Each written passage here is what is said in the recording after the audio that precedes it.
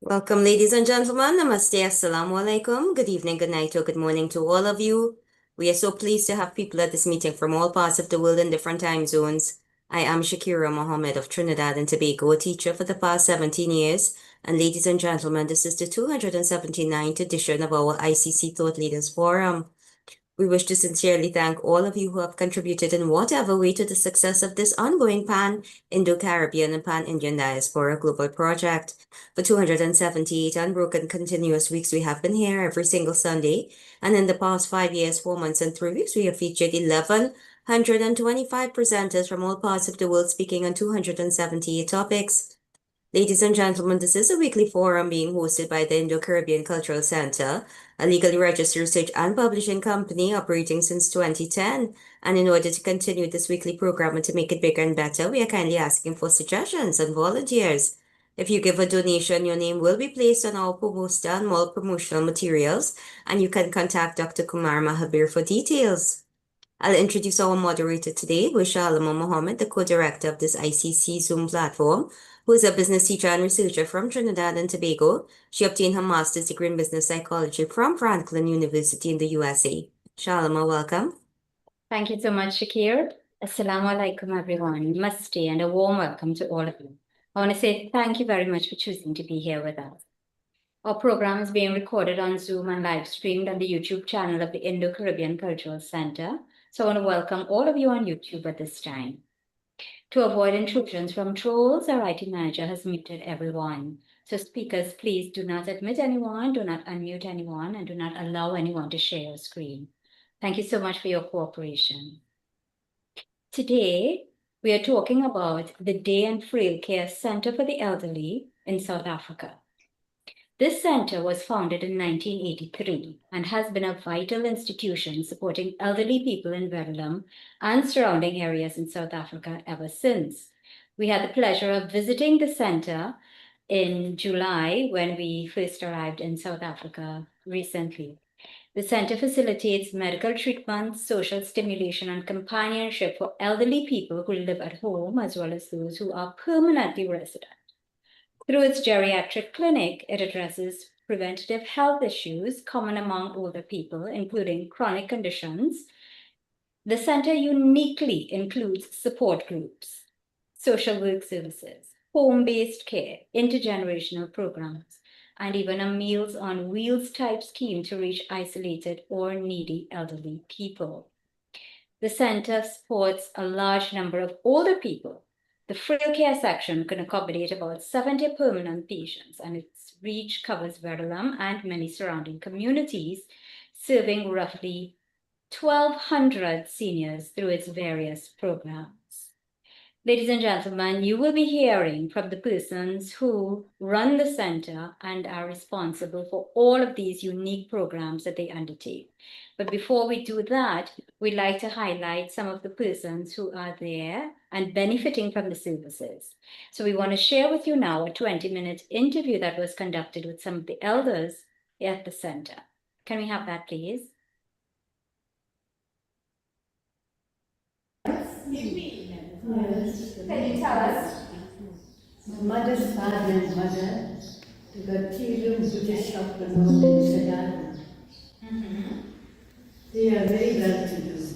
But my mother, after my father died, was very independent. She never go to anybody for help. So she used to do her own business, to buy eggs and sell, and chicken or something, sell and make money and feed us. That's how we grew up. That's how you grew up. And what about your grandparents? Do My you know your grandparents? grandparents? Yeah. Did they? My father's mother and father, I can't remember because they passed away a long time. Did they come from India? My mother's, no. No. Where did they come from? They were born here. Yeah. Okay. They're not immigrants. No. They're not immigrants. Okay. Indentured laborers you're talking about. Yes. No. They're not.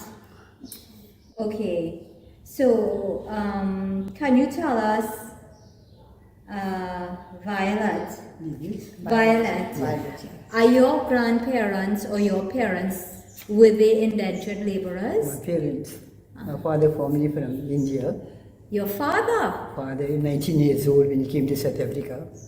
11th of November, 11th or 16th of November, 1860. 19 years old. First thing he went to, Bodha Singh. First place he went to? Bodha Singh in Stangee side of it. He lived over there, he worked over there. Then gradually he came to Avoca, they call it Avoca State, Harrison Smith. He worked for him as a blacksmith work. Then from then onwards, he was supporting, he had 7 children. My eldest sister passed away, second one living, third brother passed away, fourth brother passed away, I'm the fifth, sixth brother passed away, seventh brother passed away. So I was the orphan. From that orphan, one youngest brother was looking after me. Then gradually my father passed away in 22nd of July, 1966.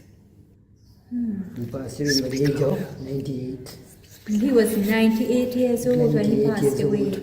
Yes. When he passed away, 98 years Wow. old. Yeah. Do you know where he came from in India? In India, I think it was something, I was very small when he passed away, 24 years. I remember Tirkurum or something like that, yeah. Can you speak a little louder, please? Tirkurum, I don't know some word. But he came in from India. India, yeah. Yeah. I was so stupid, I should have asked him everything. No, it's not stupid. Sometimes we just don't know that this information is important. Yes. But okay, and your mother? My mother passed away in 96. Where was she? She was from Verulam, born and brought up. She was born and brought up in Verulam. Okay. And your grandparents, do you know where they came from? They also from Stangee. I don't know where they were born. My mother's mother is talking about. Yes. Grannies and yeah. Yeah. They were somewhere around in Verulam and all too. Okay. All right. So thank you. Let me just ask Mr. Nagan. Mr. Nagan. Right. Do you know where your parents were born? Whether they were born here in South Africa or they were My born? mother South African born. Uh-huh. My father was born in Barasulapita, Sambalukota, East Godavari district, India. He was born in India. India. And how old was he when he came? 7. 7 years old. Yeah. His mother died. He brought his mother, his mother brought him and his little sister. Wow. And what happened was the others left the place and they went away. Uh-huh. We're listening to you. And then my father brought my sister up, his sister up, grew her up, everything.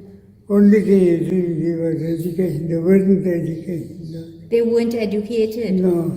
Yeah. What I'm talking work? about in 1898, 1899, 1890, 2000. 1900. 1898, 1899, 1900. Yes. That's interesting. Okay. And do you remember where he came from? Yeah. Where? Can you He repeat came that? from Balasulapita, Samalukota, East Godavari district, India.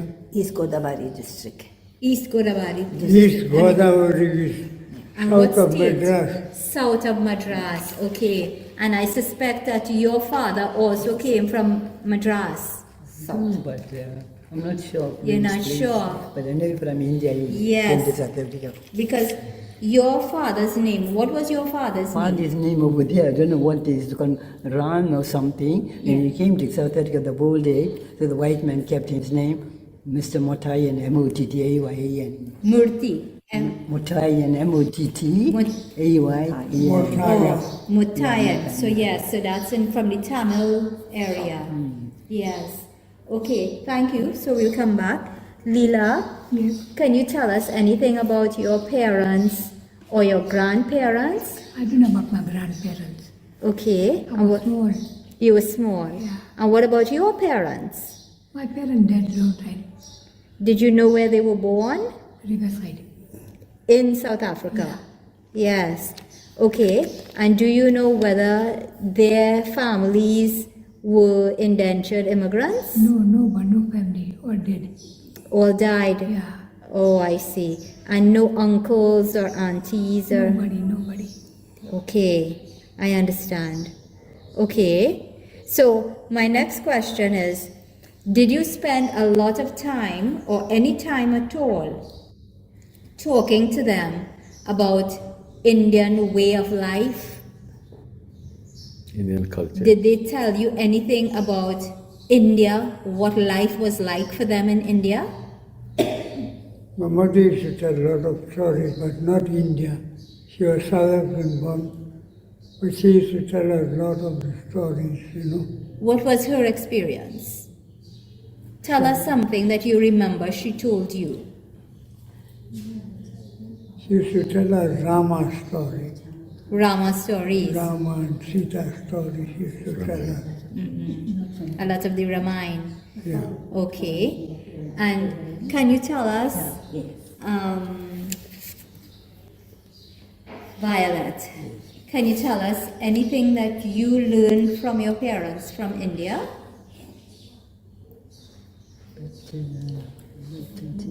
Did they teach? He used to tell about the fruits, what he used to eat. What did she? The What did they fruits and say about the fruits? Some, I don't know what fruits and all. Then he enjoyed living over there, but by the time he, without their parents knowing what, he came into the ship.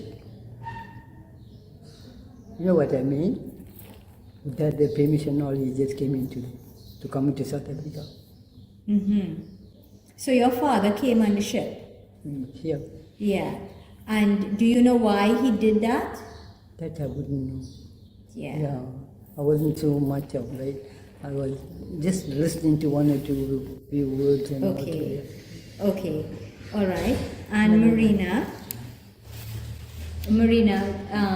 tell us about your family. If they did indeed come from India on the ship, did they?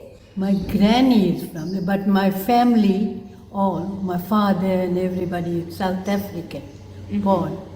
My father was a Cowley and Cowley solicitors. He worked for, Solicitors. Okay. Green Acres Passage. Okay. And did they mention anything about your grandparents coming from India? I know my grandparents. My father's father and mother, I don't know them. They died before I was born. But your mother's mother and father? Oh, they were they were business people. They were living. My granny used to cut all the fruit bring the soft fruits, all cut the rotten side and wash it and give us to eat. So we used to go around and throw it in the bin. What kind of fruit? All fruits in the tea room, you know, they sell everything. Okay. So she bring all the soft ones and all from the tea room. So she used to cut the rotten part out and all, Yeah. wash it and give us to eat. We used to say we're eating, we take it round and throw it in the Throw bin. it away. Yeah, they weren't good fruits. Do you have any memory of your grandmother cooking? Oh yeah. What did she cook often? She cooks very pungent food. Uh-huh. Tell us some dishes that she used to cook. Some dishes that she used to cook. No, it was nice, but for me, Like what? Mutton, fish, what? yeah, she used to eat a bit of everything. And she cook curries or fried or what? She used to cook curries. She cooked fish curry. She mixed everything together and just onions and tomato put in the other pot and saute it nicely and put this into that pot. That's how they cooked They used those to cook days. like that. Right. Okay. Let's come back to Violet. Violet, did your father teach you anything about saving money? How to save money? Did he have any special information about how to save money? No, not about saving money. He worked in the blacksmith's work. He said £8 a month. £8 a month? So £8 a month, he bought a land in Avoca, Bikari Road, for £200. £200. He bought land? Land, £200. Shouldn't drink, shouldn't smoke. He worked very hard to be brought. Then over there, Bikari Road, the land, when my brothers were growing up, they built that place, but it was a shale area. Yeah. So they built half and it was gone. Gone? Yeah, it was built half, then they could not build it. They were educated. But they built half the house and they couldn't finish it. Yeah, couldn't complete it because shale area. Oh, I see. Then he made me, he educated me to standard 6. To standard That time 6. standard 6 was Okay. a good education, standard 6. You can Yeah, yeah. Then from there, he used to give me 5 shillings a week. 5 shillings a 5 week. shillings a week to banking. You'll give me for cool drinks. You'll give me for donut. You know that I'm penny 2 cents and all for murku money. You shouldn't call me name. Call me Ma. Call you ma. So like my other sisters never go to school. The other brothers always, but he loved me a lot. He always, wherever I go for 2 or 3 days, he'll wait till I come. Ma, I won't eat anybody's food. I want your food. Ah. Everything. So who taught you how to cook? Those times, very young age we used to go. I was 8 or 9. I used to make bread and all. But still, I grew up now very well. When I lost him, you call my 2 brothers who were younger than me. Yeah. His hand, my 2 brothers and my hand. He said, got me, promise me you'll look after Akka. Soon as they heard, God, I know, he closed his eyes. Age of 98. Shouldn't drink, shouldn't smoke, nothing period. He wanted nice food, but Yeah. where he worked, the boss used to give him milk, ration, whatever buck meat or what they shoot and all, they come and give him. He likes to put fire roast and eat. Yeah. That was my life. Yeah, but he lived a good long life. Yeah, you're strong because of his food. Yeah. No smoking, even the brothers, nobody smoked, nobody Yeah. drink.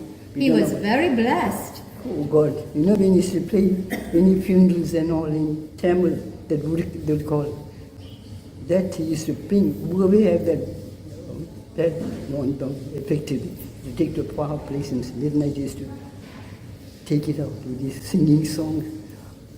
Everything he did in life, that things and all, I gave it to temple. Yeah. After long, that's what my father's life. Okay. He looked after it. Very nice. Thank you.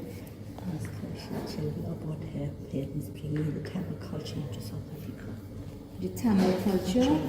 Okay. The Tamil scholars. Tamil scholars. Yes. Your parents? When we talk to my father, we say Yenango Dada.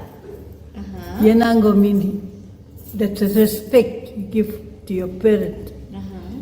Yeah, we don't talk anyhow to my mother and father. We respected them very highly, Yeah. and we make wrong things. You ask. We used to get punished. Lavina, tell them that your parents brought the Tamil culture into South Africa. The Tamil culture. language. Yes. My father taught us Yeah. Tamil culture, Yeah. that we speak in Tamil to him and to my mother. My mother was a Tamil teacher too. Okay. My father was working for Cowley and Cowley solicitors. Yeah.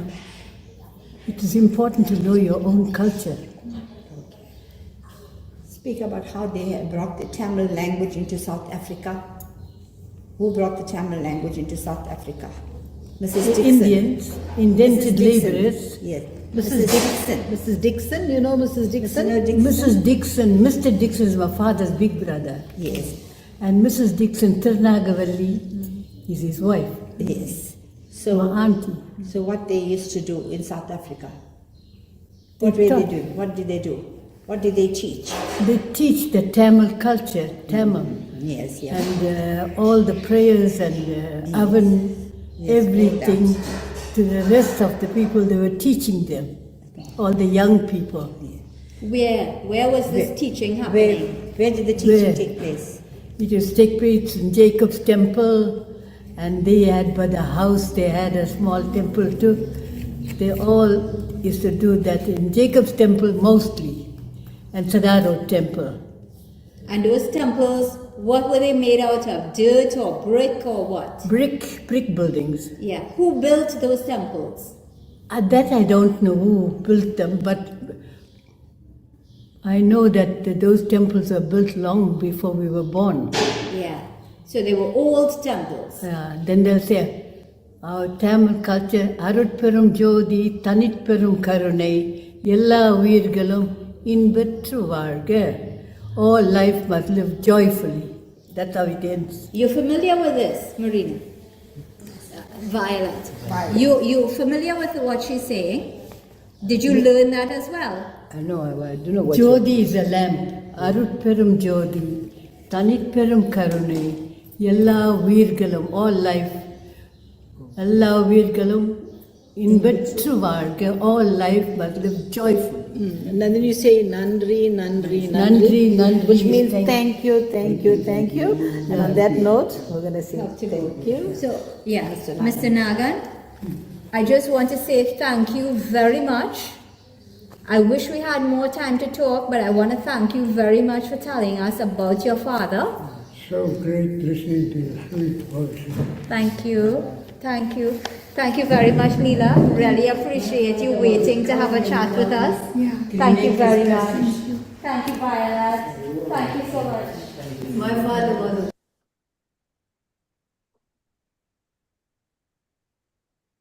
So there we have it. Um, We were really so appreciative to have met them, and they had such rich information. I really wish that we could have spoken with them a lot longer. Shakira, you have something to add? Yes, there was another part where the person was singing. Yeah, it's 1 minute long. Should we play it, Shalima? Yes, please. Go ahead. Okay, just one moment.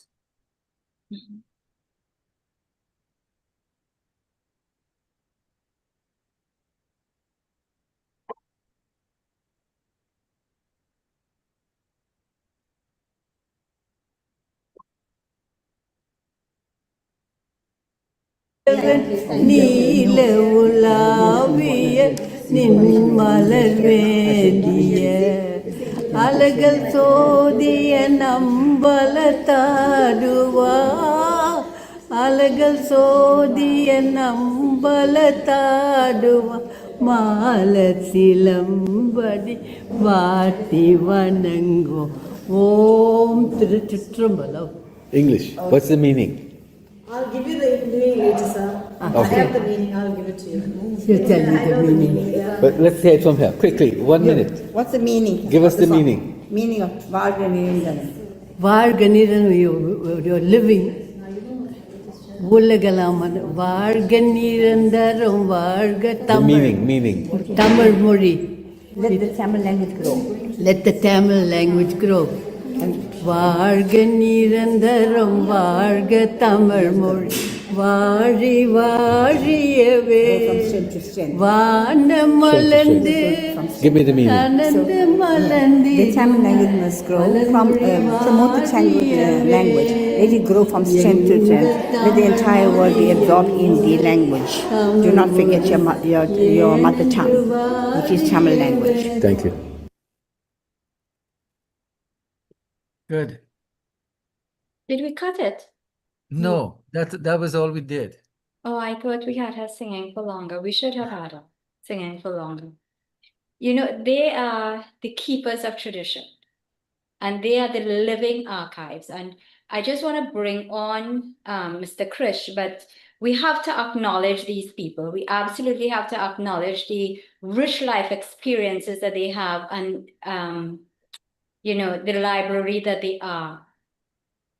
I really, really appreciated having met them. So the president of the Verulam Care Center in South Africa is Mr. Krishna Vadvalu. He's also the secretary of the Woodhurst Civic Association, and he campaigns to uplift the impoverished and to champion socio-economic issues. And so I have to give you kudos. Really, really well done. Welcome to our program. You can go ahead. Okay, thank you. Thank you for giving me that introduction. Okay, my name is Krish Vadigaru. and was born on 13th of May, 1947, from a proud parent, the Frail family. I was destined to serve humanity.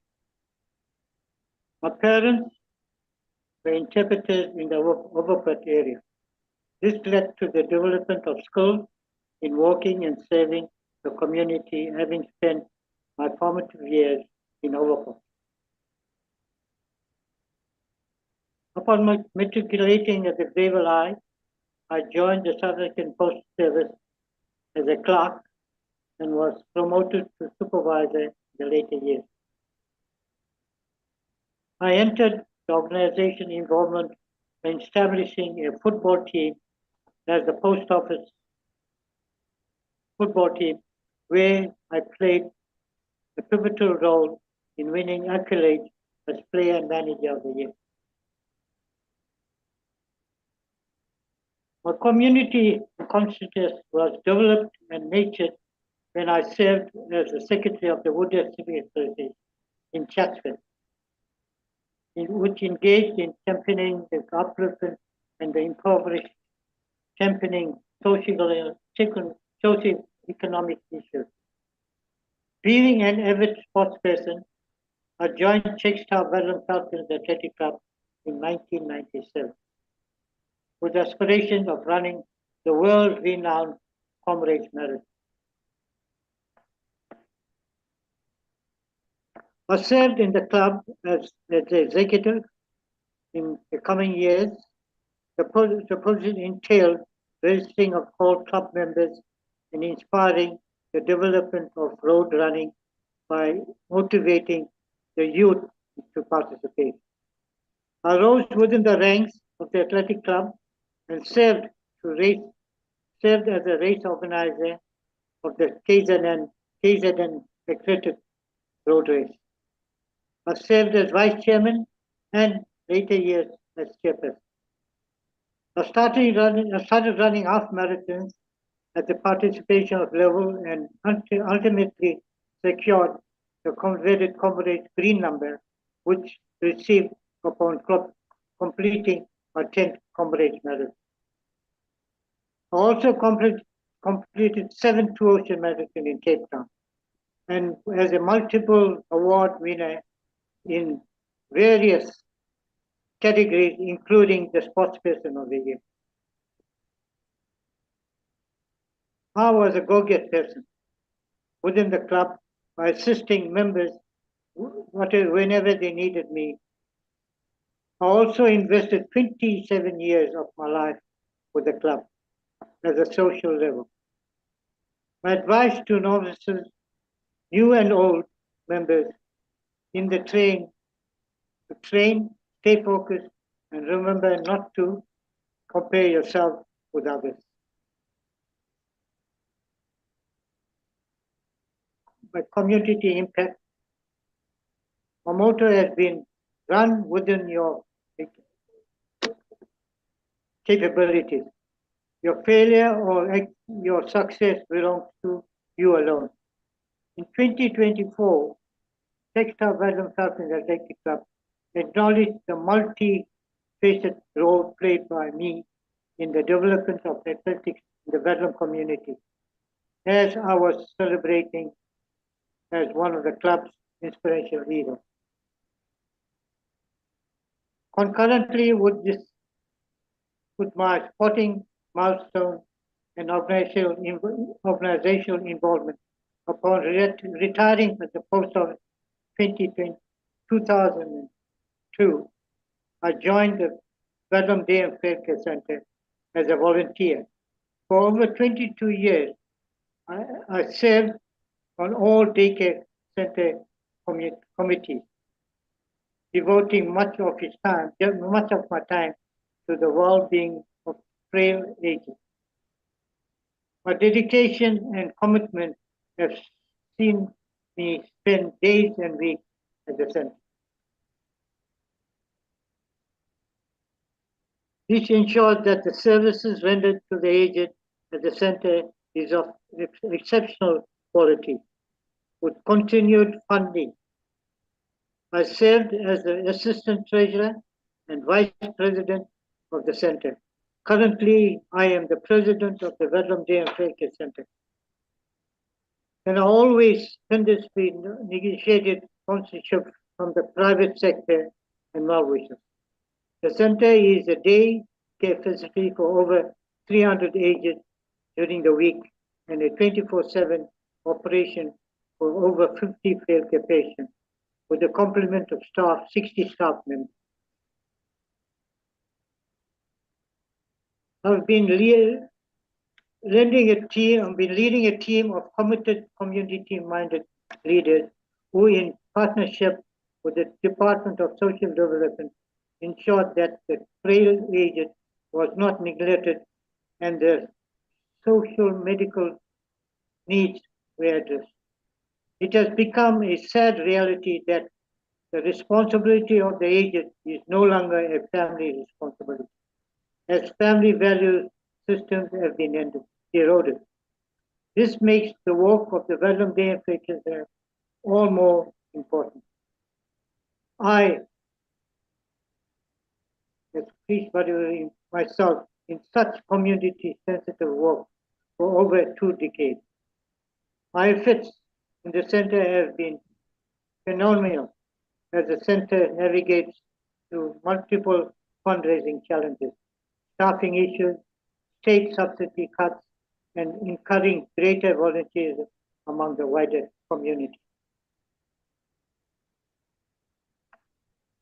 My role as the president of Vedlam Day and Frail Center saw me develop closer working relationship with the Vedlam Hospice and the Vedlam Child Welfare Society, where I served the latter during the popular charity fair. The center created a platform for learners from the surrounding schools to serve during the week of the aged celebration.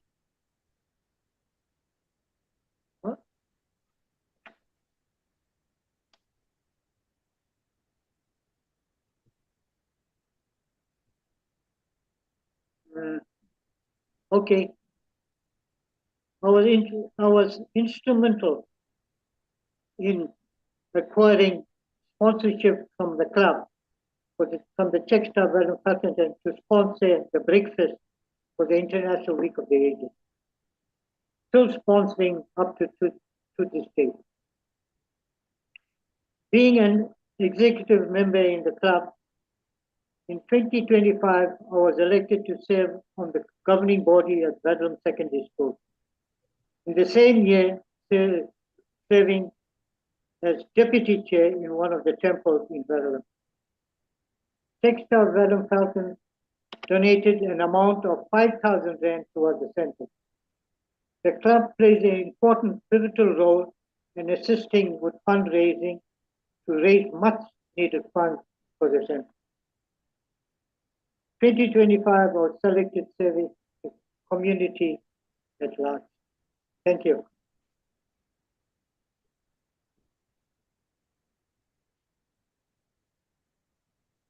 Thank you very much, Mr. Krish. You're welcome. You're welcome. If it's okay with you, we're going to hear from Fatima and from Anisha, and then we'll take some questions from the audience for you. Is that okay? You sure? You're welcome. You're welcome. Wonderful. Thank you. So let me just introduce everyone to Fatima. She's Fatima Khan Hariprasad. She has served as the manager of the Vedlam Day and Frail Care Center for the Elderly since 1993. She holds a BA in social work, psychology, and sociology, and she's such a good person at what she does. We had the pleasure of seeing her in action. Welcome, Fatima. Thank you so much, Shamina. It's such a pleasure seeing you again, and it was such a pleasure having you and Dr. Kumar visit us at the center. Thank you. My greetings, humble greetings to one and all that are online today. And it is such an honor and privilege to be given this opportunity to share far and wide about the Vedlam Day and Frail Care Center.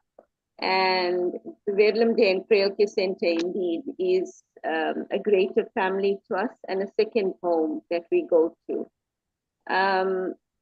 just to give you some insight into the Bedlam Day and Frail Care Center. The center basically was established in 1983. Just to stay there with the slide. To give you some history, they used to meet as a gathering known as the Verulam District and Senior Citizens Coordinating Committee. And it was a group of elderly that used to meet in the town hall of Verulam. And it was mainly a group of educators that got together and saw the need for a place, a haven for the elderly. And people that we recall at that point in time was the mayor at that time, Dick Naika, and Mr. S.G.V. Subin, Mr. R.H. Sham, Mr. N. Ram Logan. It's important to mention these names because they were the founding stalwarts. And they then liaised with the municipality, the local municipality, for funding to set up the Verulam Day and Frail Care Center.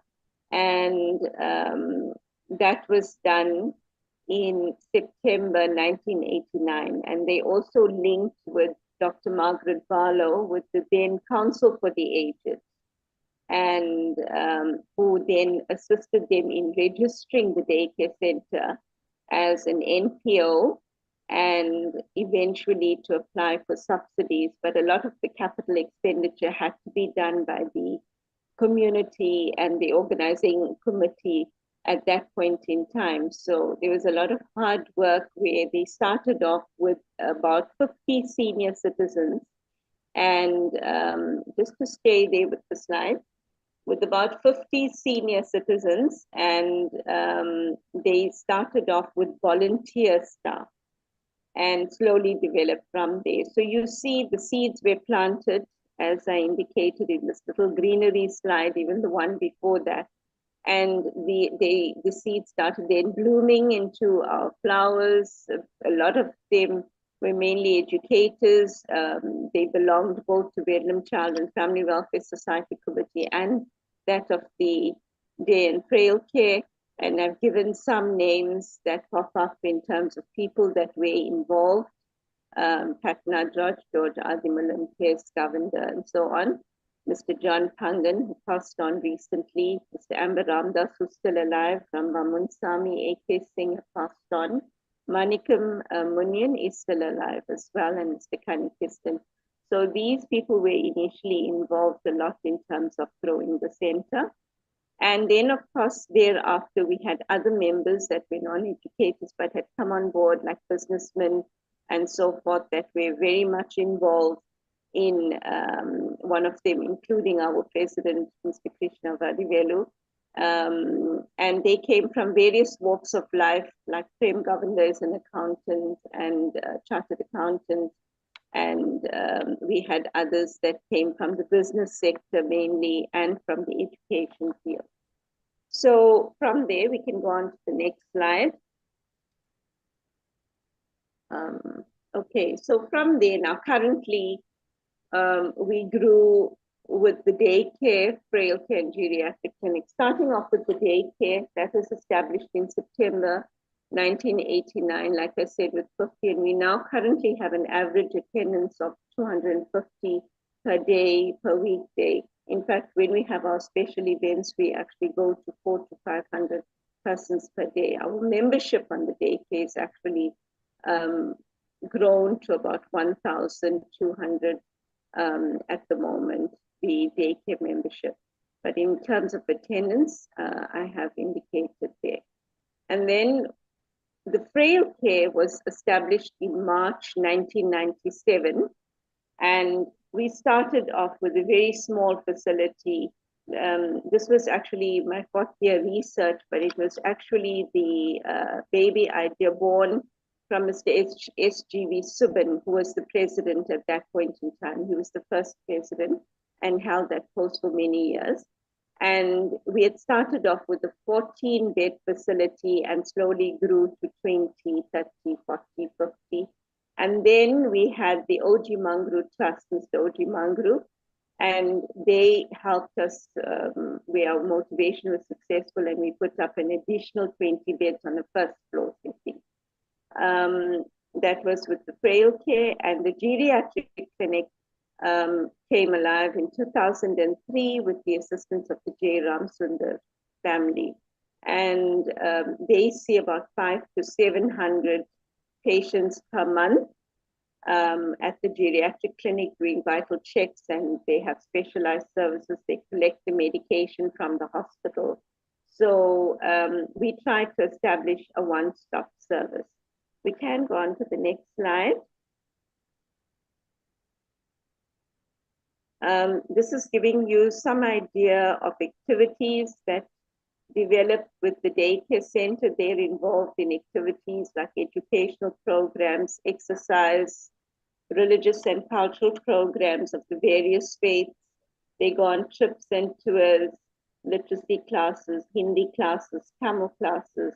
We accept people from any race or any gender, and we do not discriminate against anything. And 48% of them come from the African rural communities, and we have a very small percentage of white and coloreds because Verulam is predominantly Indian and African populated. The other slide on this, the picture there is with regard to the frail care patients in the multi-purpose room who also get involved in a lot of activities. We can go on to the next slide. Here you can see some activities at the Frail Care Center. They're doing a bit of artwork here, and to commemorate one of the special events. Here it was actually the Women's Month, and you can see them getting involved in little activities there with the patients. You can go on to the next slide.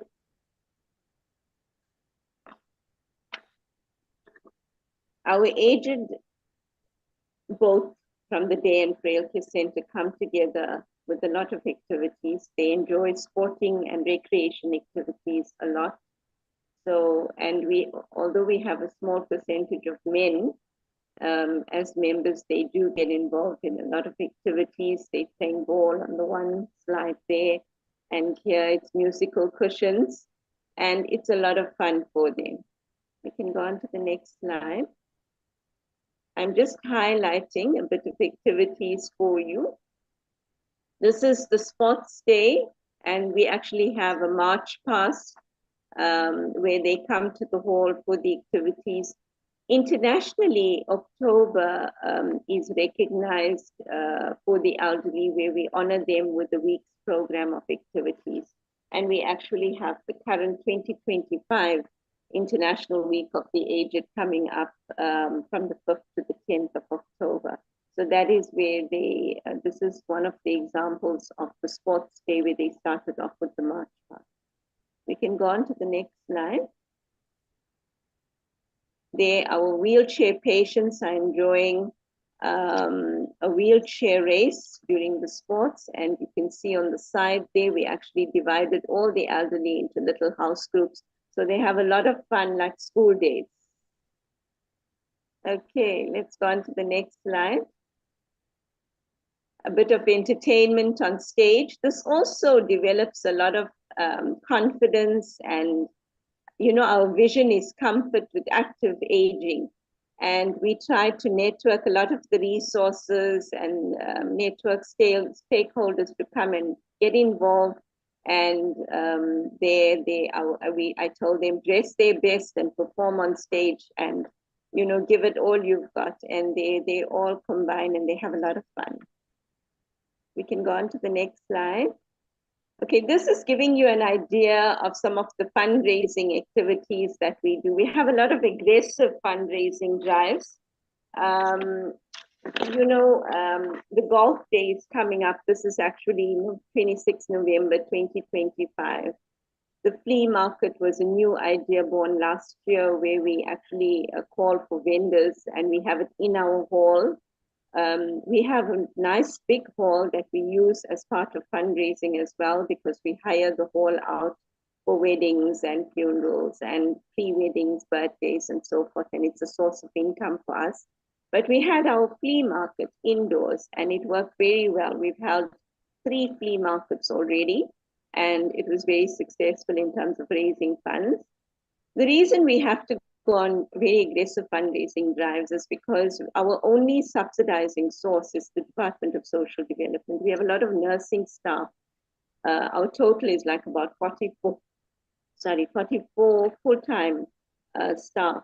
Our nursing staff are not subsidized at all, and we don't get any subsidies from any other government organizations. So, and also the Department of Social Development tries their best to help us as best they can, but unfortunately, because of the way the economy has been, we have not had any increase in subsidies for the past 10 years. We haven't had any increases, so we have to go on these aggressive fundraising drives. You can go on to the next slide. Okay, this is Checkstar Verulam Falcons Athletics Club that our president, Mr. Vadivelu, mentioned. They host each year a fun run where they invite the NPOs to participate as well. And if we brought 200 and more participants to the fun run, we get an extra 2,000. And whatever monies we collect, we actually keep that for the center. And you can see, you've been seeing a lot of maroon and gold around in terms of our color. This is our new color that we're venturing into now to just give the center a bit of change and new horizons. So the blue and gray is going to be our new color scheme. So this is this year's fun run that we just participated in, and we made about 14,500. At least that was in August. So that gives you some idea where the elderly participated in the fundraising event with us. We can go on to the next slide. The elderly are very much involved in Golden Games, which is hosted jointly by the Department of Sport and Recreation and Department of Social Development. And our elderly have been very actively involved and meeting our vision of active aging, because they've participated at the local, the provincial, the district, provincial, and national level. And congratulations to our elderly. They've won at all levels, including this year. So Itikweni municipality came first for 2025. So that gives you an idea of the Golden Games participation. We can go on to the next slide. This gives you an idea of where I try to involve the learners in intergenerational programs and bonding with the elderly. And this is something that they've done recently in July for the elderly, commemorating Mandela Day. And they brought handmade gifts for the elderly. And there was quite a few, about 30 learners that came from the Verulam Islamic School. And they interacted with them. They did a bit of mainly nail painting, grooming of the hair, massages, and they had a lot of fun. They spent the entire day with our elderly, and we encourage the schools to adopt the Verulam Day and Frail Care Center, so we keep the bond growing. And the elderly have a lot to give to the learners with all the social ills and social problems that are developing within schools. I think the guidance from the elderly is so important. We can go on to the next slide. This is an idea, this is an indication of one of our flea markets that was very, very successful. And we made between 30 to 40,000 with our flea markets. So we found that to be very fruitful indeed. I think with this one, we made about 38,000. We can go on to the next slide. Okay, here I'm actually highlighting Benpat. The gentleman with the red shirt in the middle is the owner of Venpak. His wife, unfortunately, I couldn't find a photo of her. But they have been one of our major sponsors. They sponsored the multi-purpose room where there's a lot of activities the elderly are involved in, like the pool table, soccer machine, exercise. We have the runner, the walker, and other exercise machines. They have the dartboard, carom board. So he actually sponsored the multipurpose room, and he's been our donor for many, many years. He also sponsors and hosts our Aged Week celebrations, for example, the one that is coming up. He's our anchor sponsor for the International Week of the Aged program. And he is also the one that sponsors towards our Diwali program and Christmas program, and brings a lot of cheer to our elderly folks. You can see there our president, Mr. Krishna Vadivelu. Next to him is our treasurer currently, Mr. Singh. Of course, that's me with Mr. Naidu, and Mona Mudli is our Assistant Secretary on the Board of Management. Mr. Omi Singh is the president of the KIBA, which is the KwaZulu-Natal Business Forum. We can go on to the next slide. That's highlighting him. That's our local Amitabh Bachchan. Okay, so Mr. Omi Singh is was very much instrumental. We had one of our members, the Ma that's standing on the far end there. She was the one that was instrumental in introducing Mr. Singh, because he used to work with her husband. And he then came on board to help us after COVID, because, you know, we really went downhill with financially, because we were not receiving income during the COVID period, and we had to draw on our reserves, which put us into serious challenges financially, because currently we run at a deficit of about 200 to 250,000 a month. So Mr. Singh had come on board, and 2 years ago hosted a fundraising dinner for us just after COVID to help bring our income base to bring us above waters. And we had raised about 2.1 million at that point in time, which helped us then to keep services and operations running before Department of Social Development came back on board. So, and also Mr. Naidu from Venpac that you saw in an earlier slide was instrumental in contributing with his family and his wife, his daughter, contributing towards that sum as well about 2 years ago. So they are very much involved with us and supportive, because we're very mindful of the fact that we have to account for the funds. These are public funds, and we make sure that we keep the contact for transparency. Next slide. This is the where the KIBA, KwaZulu-Natal Business Forum, had commemorated the arrival of 1816 indentured laborers, and they donated a small sum of money at that point in time to commemorate the 1860 arrival in 2024. This is last year's. The next slide.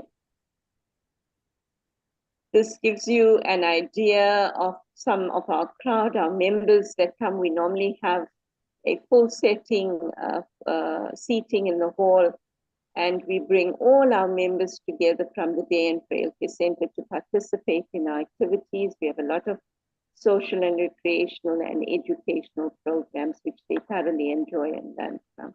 We also have a lot of social groups, health clubs, diabetes club, hypertensive club, the stroke club. Well, they now don't want to be called the stroke club, they call differently abled.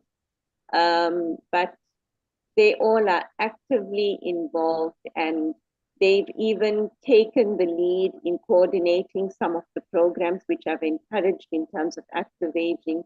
They actually have all the pre-games like carom board, cards, darts, and so forth. The winners are already sorted out even before our International Week of the Aged celebration.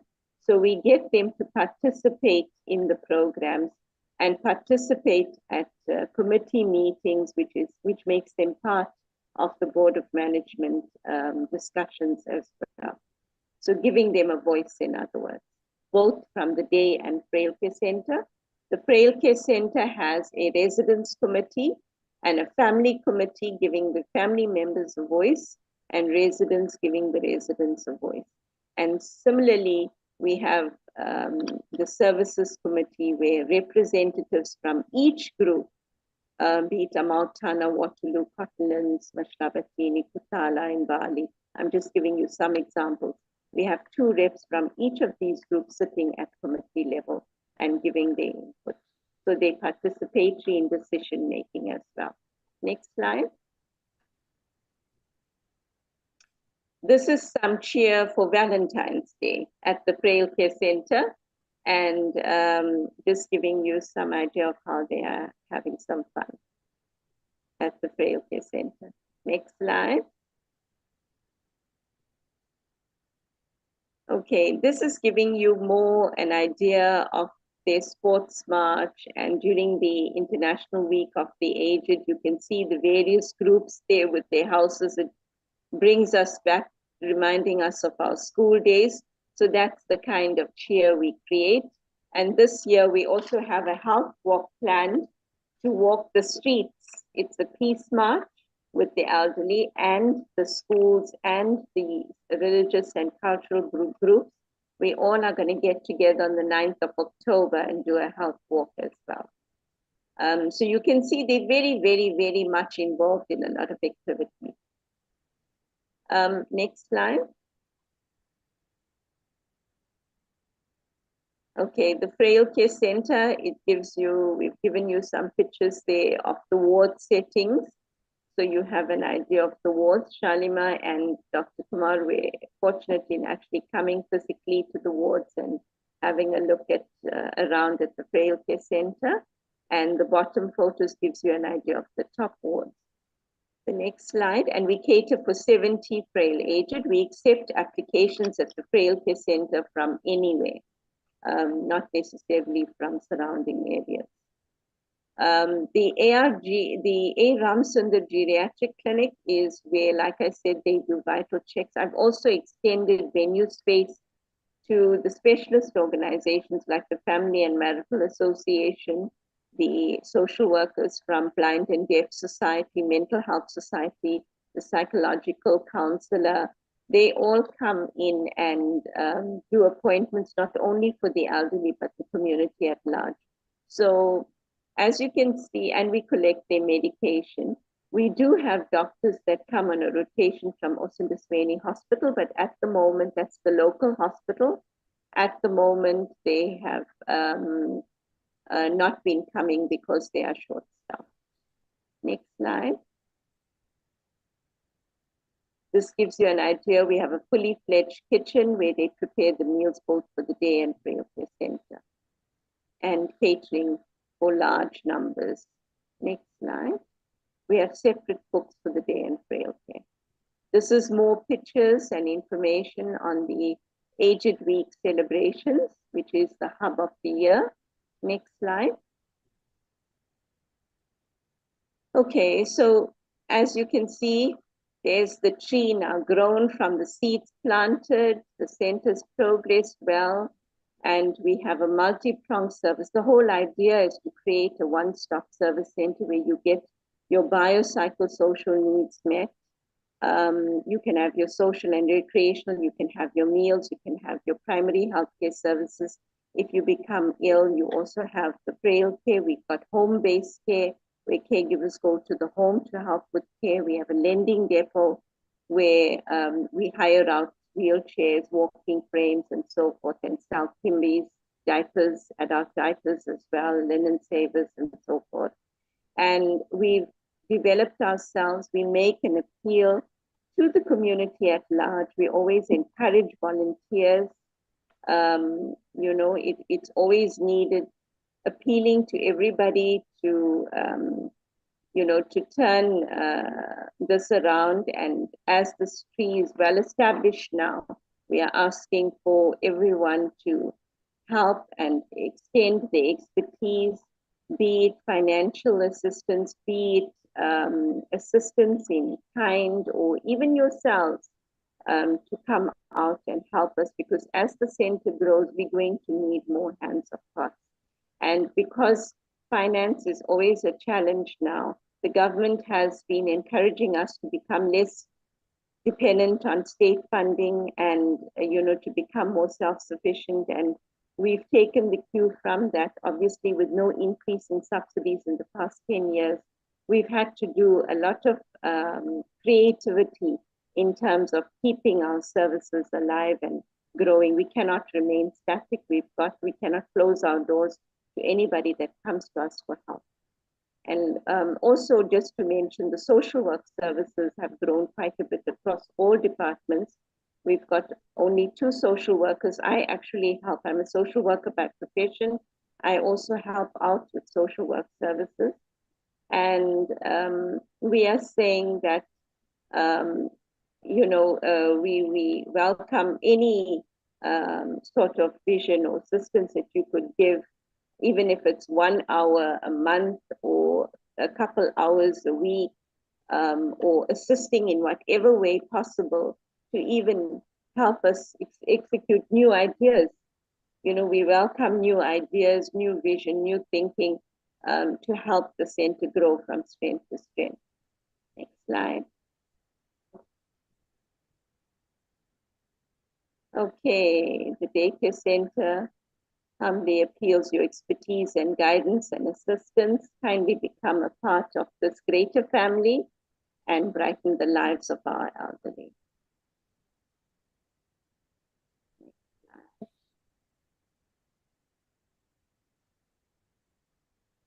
There you go.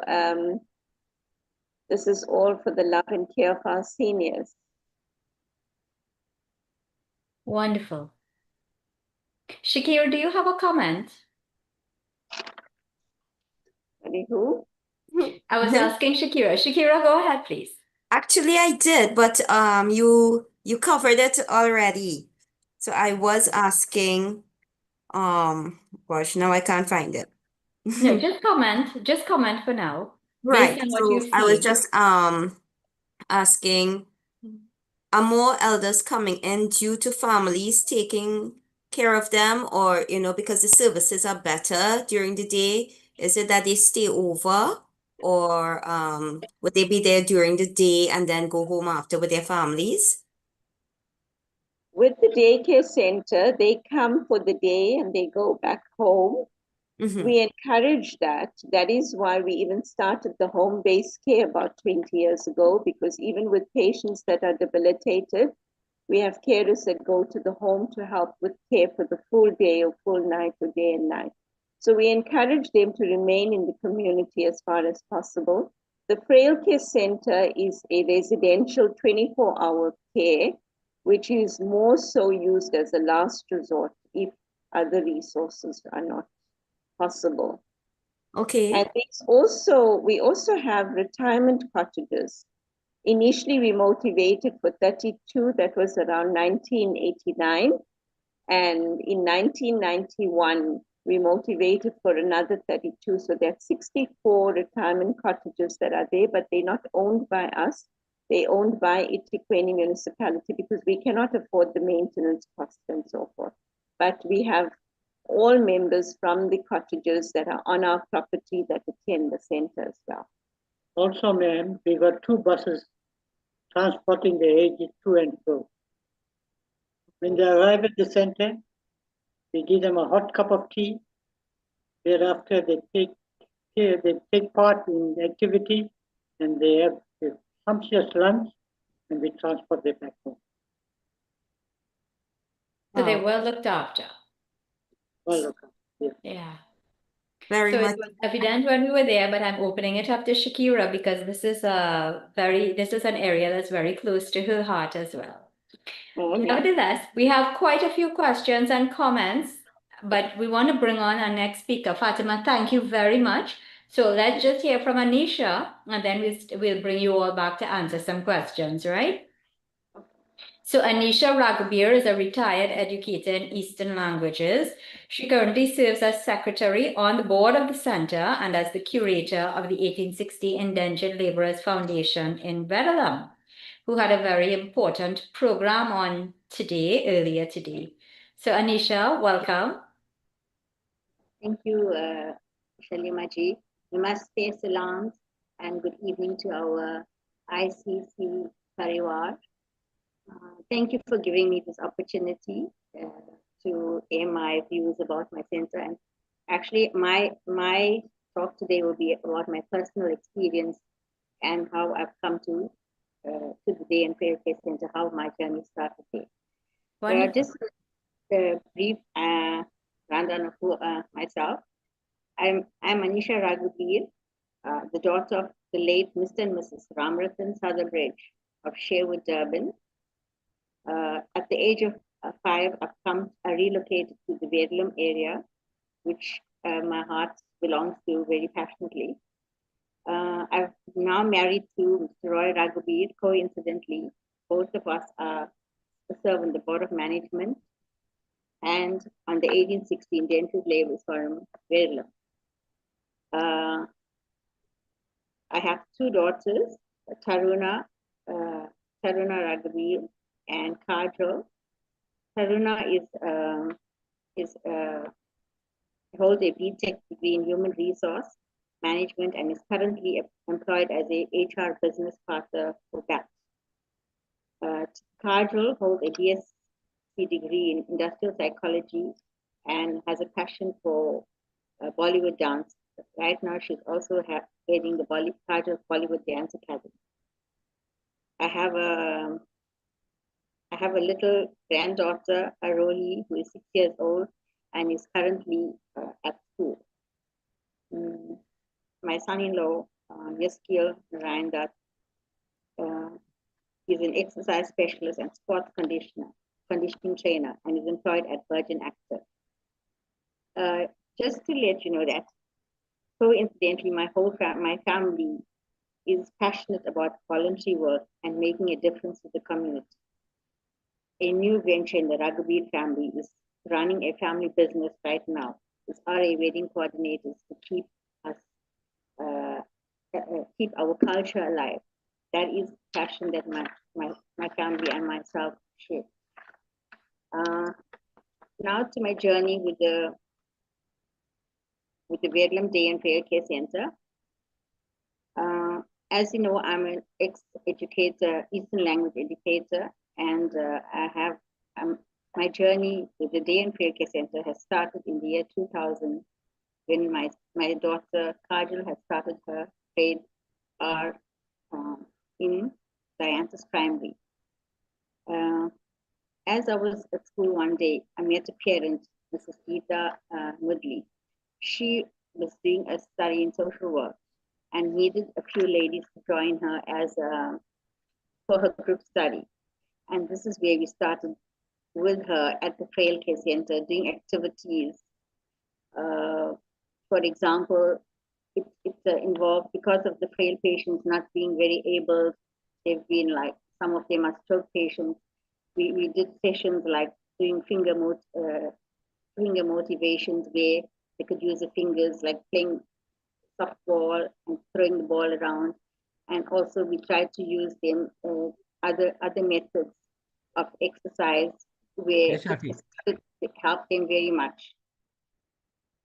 This helped all the movements that we used on our exercise, we helped them in circulation. This activity continues every Tuesday for about an hour. The group session I found was very motivating to the patients. Firstly, when the patients are at Frail Care, most of them, sad to say that not all patients have families visiting them. So by us helping them and going to visit them and talking to them, makes them feel very motivated and make them feel confident that there is somebody that's caring for them. We find that patients await their visits from the kids, which doesn't happen sometimes. and a very heart-sore matter that I would want to share with you, incident where there was always, I don't want to mention the name of the patient, but this patient, at every session that we went to the Frail Care Center, she's given us a piece of paper indicating this is her daughter's number, and insist we always phone her and tell her daughter that she's missing and she needs to come and see her. Unfortunately, the visits never come by from her daughter. So, you know, these are the things that we help patients, we motivate them, we talk to them, and our group session has taken like a lot of depression out. When they were less depressed, used to laugh, and then we also used to have some dance items, activities where the frail patients used to feel good about it, and you know they like singing, and they also started sharing a bit of their experience, and I really appreciate doing this group work. At that point in time, my journey now as a secretary, our late director, Mr. Praveen Pathak, has encouraged us to join the Board of Management, especially to assist with fundraising and any other voluntary service that we could assist with at the center. Coincidentally, our present president, Mr. Krish Vadivelu, and myself had started around the same time doing our voluntary service at the Frail Care Center. So there's one thing that we really wanted to do was to raise funds, as you heard from our manager, Ms. Khan, and Savadi Velu, that fundraising was of vital importance because of the subsidies were quite low from the department. So I encouraged Mr. Pathak at that point in time that we have a lot of business houses in Richards Bay where I resided for 10 years. And we went on to a venture fundraising, and we were very happy to note that every business house contributed a large amount of money to our center. And then from that time onwards, fundraising also became part of my interest. At the center, we used to have the dinner dance, and every other opportunity we got to do some fundraising or get donors. We did so. On a lighter note, I used to love working with the seniors during the day. Another retired teacher, Ms. Katma Raj, used to be in charge of the Aged Week, which I joined in with her. That became a very passionate time and very sensitive moment where I loved working with the seniors. I started assisting her with the Aged Week preparation, the concert night, and it was really very fun. It's really very fun fulfilling until today. I then started teaching the seniors. To the slides now that you can see, I had a class of about 25 senior citizens that joined us from just not the Hindi background, from the Hindi and the Tamil background that joined my classes. I used to do a lot of motivation as to acting. They did a lot of acting, drama. We used to have, for the concert, we shared a lot of fun moments where I even got my daughter to train them to dance. And the Aged Week is a highlight of the year for most of the seniors. It's their week and they want to perform. So with the assistance of Ms. Katna Raj, I used to help to coordinate the Aged Week concert. And it went on for 20 years now that I've been there. And yes, I have a passion for being with the seniors. They're always so good to be with.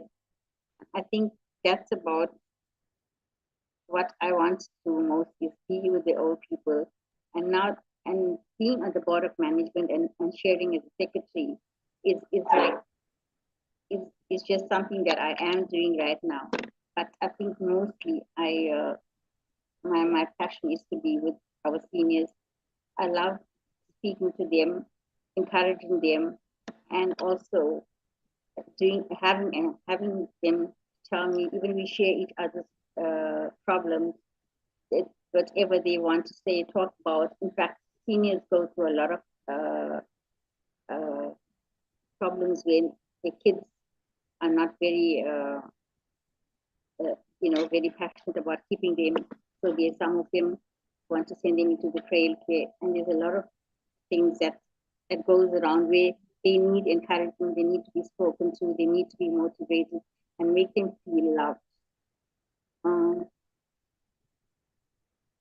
So presently, as a secretary, I thank the president, Mr.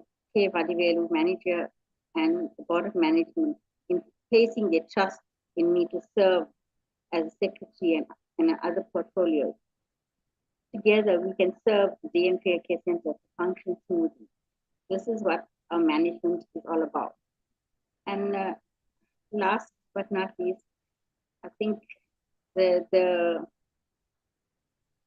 volunteerism is one of the most, important thing in life. It's serving the cause and not the personality. And to be a volunteer gives you so much of contentment that you can make a difference in somebody else's life, especially the elderly. And with the generations changing, we're finding a lot of people, a lot of youngsters need to come into the Frail care to witness whatever we've been witnessing, or help to encourage the elder, that there is someone that cares for them, and they have their best interest at heart. Before I end my conversation, I'd like to thank Dr. Kumar, Mahabir, and Shalima ji and Shakira ji for having me on your program. It was indeed a very emotional day for us as well on the 1860 program today, where we had to pay give tribute to this JS Singh, which is like so fresh in our memory. And we'd like to thank you for coming down and giving us this opportunity in taking part in your program. Thank you very much. Thank you so much, Anisha. Very, very informative, and we really thank you as well for doing all the good work that you are doing with the center. Ladies and gentlemen, Dr. Mahavir has placed on the chat that if you would like to ask a question or make a comment, you can go ahead and raise your electronic hand. It's in the reactions button at the base of your Zoom screen. So please go ahead and do so. I see quite a few comments in the chat and some questions. So we welcome you to go ahead and have that chat yourself. Shakir, go ahead. Okay, there was one question here. Gangadas was asking the nutrition requirements for the seniors, and how are nutritional requirements handled regarding breakfast, lunch, and dinner for the seniors? So if anyone want to take that question. Okay, we do liaise with the hospital dietitian and nutritional advisor. We have a menu plan in place. And we also nowadays need to also take into account in terms of what is affordable because of our, of our financial challenges. But at the Frail Care Center, they do get 2 hourly. They start from like 5 in the morning, 7, 9, 11 is lunch, then 2 p.m. tea, then 4 p.m. is supper. So they every 2 hours they're given something or the other right up until 7 p.m. at night. So that's at the Frail Care. And at the daycare they're given tea. They carry their lunches for tea time, but when we have donors, we do then give them a snack for tea, and we provide them with a hot meal for lunch for the day attending members. And Also, Mr. also our motto is healthy living.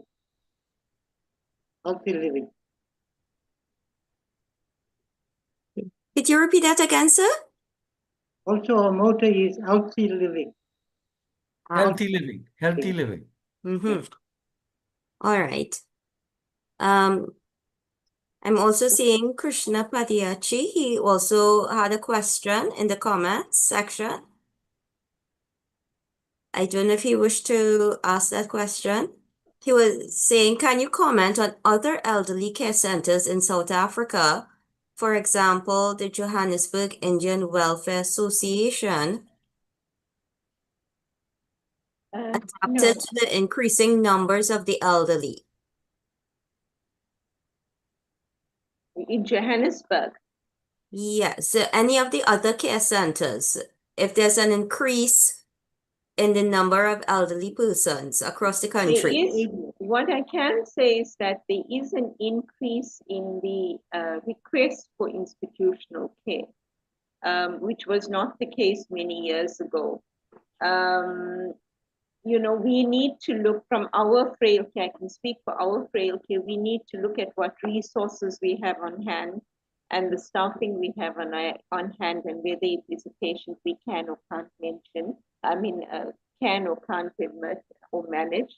And also, what is important is that the Department of Health, we are governed by their regulations, health and welfare, and there are certain restrictions they would place on us because we don't get subsidies from health. We are allowed to take retired professionals as sisters in charge, for example, or staff nurses. And in that light, then we do not have them at night. So we're not allowed to take patients that have had nasogastric feeding or peg feeding, fresh fractures, fresh ops, because we don't get any surgical sundries from the Department of Health, from their pharmacy, Estromed pharmacy, and so forth. I cannot comment too much on the institutions in Johannesburg, but I do know that there is an increase in terms of the request for institutional care. But the fortunate thing in our community, we are helping Verulam, Tongaat, and Phoenix with home-based care, which we encourage. So that we do about 150 patients per month. So that helps in terms of reducing institutional care to an extent. Thank you. Okay, I'm seeing Kasturaj had asked a lot of questions also. One of them is, has the tradition of caring and serving of our parents disappearing? Do you think that is the case? Let me intervene here. When Fatima is speaking, can we get your face in the camera so we can do some lip reading? Because we're not hearing you 100% clearly. Okay. Right. Can you see me now? Yes, Yeah. yes. Okay. Okay, so I'll just ask the question again that Kasturaj was answering. Kasturaj, I believe the other questions were answered during the presentations. This one, has the tradition of caring and serving of our parents, has it been disappearing? You know, that's a very interesting question. We can look at it from a two-pronged version. One is, in this day and age, comparative to them days, with the nuclear families, they have to work.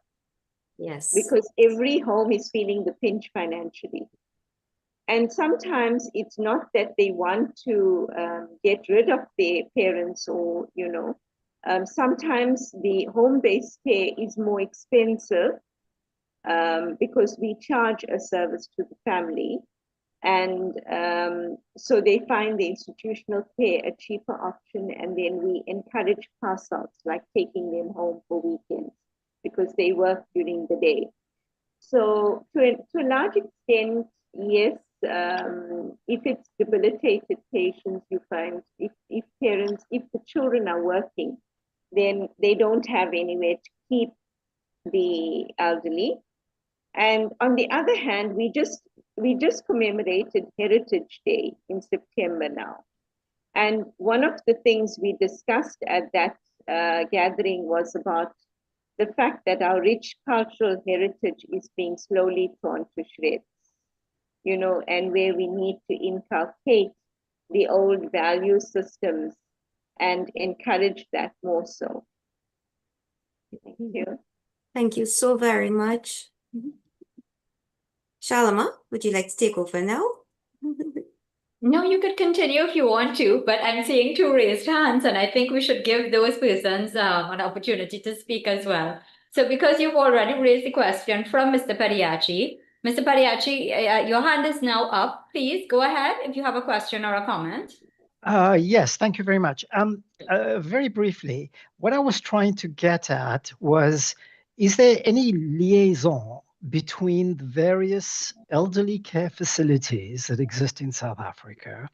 And I do know when I was a child growing up in Johannesburg, people talked about JISWA, which is the Johannesburg Indian Social Welfare Agency.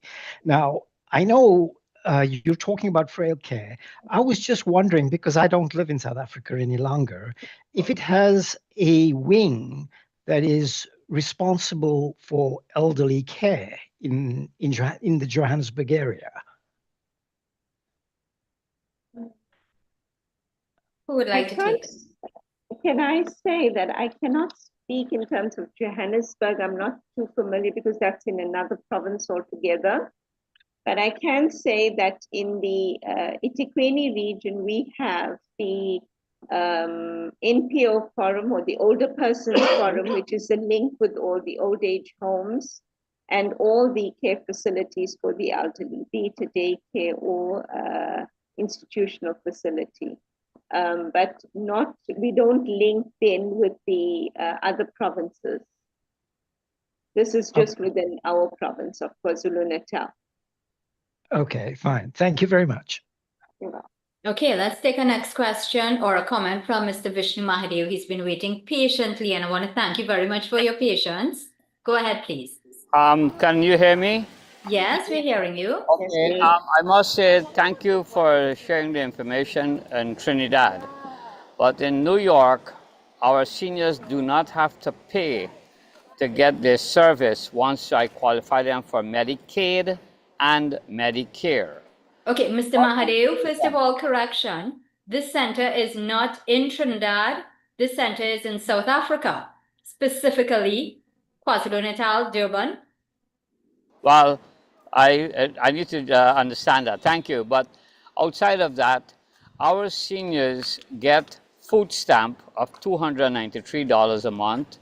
They get OTC, over-the-counter credit, for $375 a month, despite their income. And if they own a house, their property tax is being reduced by 80%. If they don't own a house and they're renting, they get help to pay their rent. And then they get home care, daycare, and they get free transportation. And these are services that we offer to all our seniors here in New York State. Do you have a question? No, it's just that I want to encourage people to start putting more benefits to the seniors in their community. And I will tell them more about it so that they can help themselves, because I've been doing this for 21 years. Wonderful. Thank you very much for sharing that. Okay, great. So we have a question from Kasraj again. What is the present day situation in Trinidad? Oh no, this conversation is not about Trinidad again, Kasraj, and I think you probably need to visit home a little more often, because there are indeed some care centers in Trinidad, but certainly not doing what they are doing in South Africa, this particular center. Shakir, do we have any other questions? Not at the time, but Kasraj, based on your question, we did have 2 or 3 programs previously where you can access that information, because we did have persons from Trinidad who did give us a lot of information. Yeah. All right? So you can go back and check those programs. Great. Dr. Mahabir? Yes, so we did indeed have a program on the care for the elderly on Trinidad. And there was one speaker who talked about having a nursing home like this. But we visited this daycare and Frail center. And I have said then, and I'm saying now, that Shalima, if we were living in South Africa, we would be frequent visitors, because you feel empathy and you want to, there's so much work that is going on there, voluntary work, that we would like to contribute. You just can't ignore helping in whatever way. The difference between these home for the aged, as we call them in Trinidad, and this daycare and field center in South Africa is that in Trinidad they are very much commercialized. What we visited there a couple times, maybe 2, 3 times, and I get a sense that this is more humanitarian in it's in the initiative.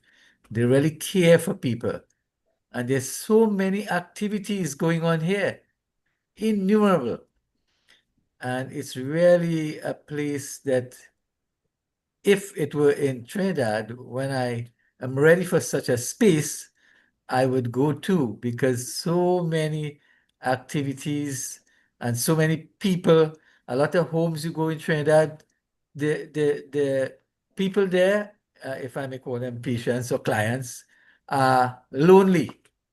But there's so many people visiting, so many activities, that is really remarkable. And I want to conclude by saying that, Dr. Kogi, I think a book should be done, if it hasn't been done already, on this center.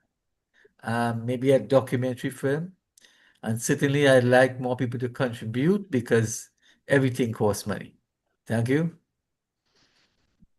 Dr. Kumar, Yes, Fatima just want to make a comment. sure. A comment. Just on the last speaker from New York, just to indicate that, you know, we are more so NPO-based nonprofit, and our aim more so is to provide the services.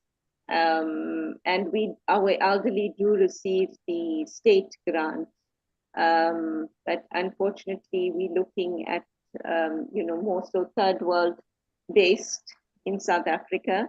And like I said, we have serious issues in terms of supportive assistance from government. So we try our best to look at creative ways to help the elderly from an NPO perspective. But thank you so much. You know, the idea of a documentary is excellent, and I think we need to work towards that with the help of, like, for example, Dr. Kogi, Archery, and yourselves, and we can look at something. And also asking for assistance in whatever way possible, be it voluntary, be it ideas from yourself. Thank you. So Fatima, as you raised that, my question was, what is the procedure for volunteers to become volunteers with your center? We have a volunteer development policy. It just depends to what extent you want to volunteer, because we look at the volunteers' availability and timeframes as well, and in whatever way. So we do have an application form. Some volunteers, even learners, are encouraged to come and spend time, and they must complete at least 45 hours. There are indemnity forms that are completed by the volunteer as well. And there's a full letter reference given to, for example, learners and students for their tertiary institutions and schools. Mm-hmm. Are those forms available online, or do they have to come in and complete in hard copy? Well, we can email as well if need be. Mm-hmm. We could email them. Yes, no, they're not available online, but we can email them. Okay, and what about those organizations who are interested in making donations of material items? Maybe we could share our details with them in terms of our emails and telephonic details, and we can make contact in that way. I know Mr. Vishnu Mahadev in particular, has been doing excellent work there in New York, and sometimes he does indeed put out notices when they have material items that they can probably share. So do you have anything that you require at this point in time? Can I share our email address very importantly? Okay, so it's welfare at PLM. If you type it in the chat, please. Sorry? Type it. Yeah. Yeah. So Fatima, just type that in the chat, please. Yeah. Okay, great. And while Roy is doing that, TNT Healthcare Connect, would you like to unmute your mic? I know your hand was raised. I'm seeing a question, and certainly we'd like to hear more about you. And this is a good opportunity for you to link up with the persons running that Frail Care Center in South Africa. Would you like to unmute your mic? Hi, good day. This is Sunita Ramnarayan Mohammed. I presented earlier this In year. the past. Yes, correct. Go ahead. And what I wanted to know is one of the things we do is we provide personalized care for people who would want care at home. And as an echocardiographer and diabetes educator, how are there ways that we can partner with your place in South Africa? It may not be in person, it could be virtual, but we also in Trinidad have an aging population and people are living longer. And just as you said, the dynamics of life now does not allow for as much as we would like to take care and be there for our elderly at home, it does not always allow us to do that efficiently. So sometimes we have to get care at home, or care centers like yours. How can we partner with you all? How can we volunteer, learn from each other? Okay, that's on. Yes. Yes, go Okay. ahead, please, Fatima. Okay, I think that's brilliant. I have just entered our email address, so maybe we can link by email and make contact and work from there. I'd love to share, and we can share our thoughts and ideas and see how we can help each other. Of course, of course. Yes, Thank you I so would much. love that. Okay, so I've just submitted the email address. Thank you. Thank you. Thank you, Shalima. No problem. Lovely to have you. And I'm just scrolling through the chat. I'm not seeing any other raised hands. I'm scrolling through the chat to see whether there are any other questions. Shakir? Oh, Sharima, you visited the place. You should have a question or comment or observation. Any other Yeah, I questions? did. Well, Would you like to ask anything? me? Mm-hmm.